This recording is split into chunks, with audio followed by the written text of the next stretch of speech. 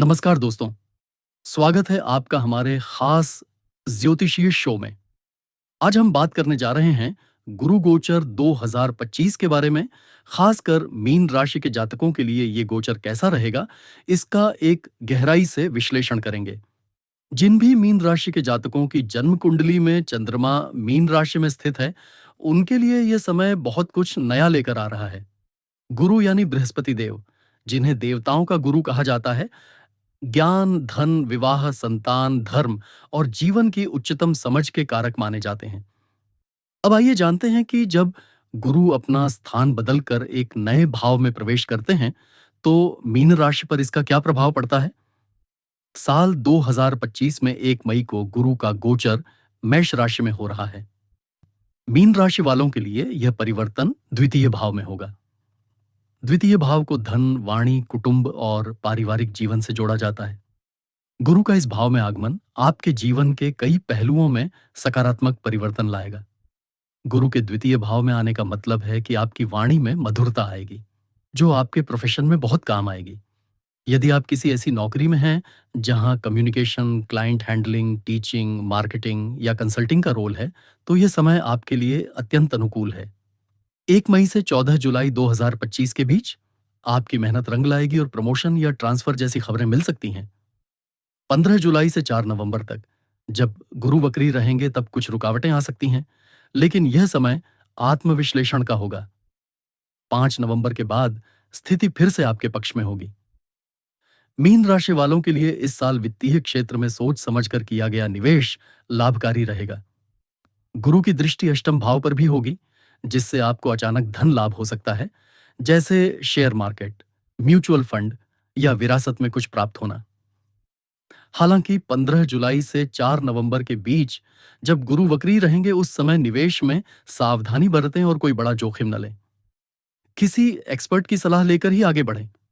अगर आप व्यवसाय करते हैं, तो गुरु का द्वितीय भाव में गोचर आपके लिए ब्रांड वैल्यू, ग्राहक विश्वास और वाणी से व्यवसाय बढ़ाने में सहायता करेगा।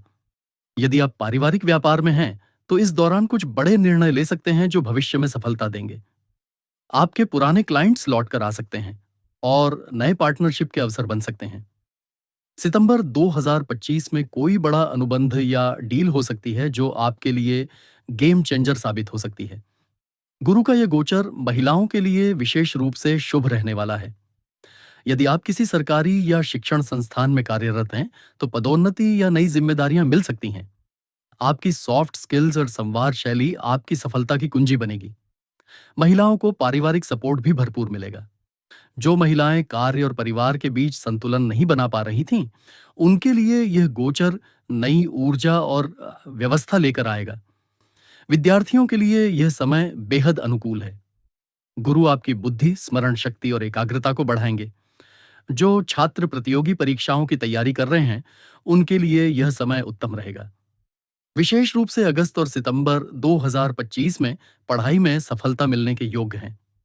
उच्च शिक्षा की चाह रखने वाले छात्र विदेश जाने की योजना बना सकते हैं और वहां से पॉजिटिव जवाब आने की संभावना भी है।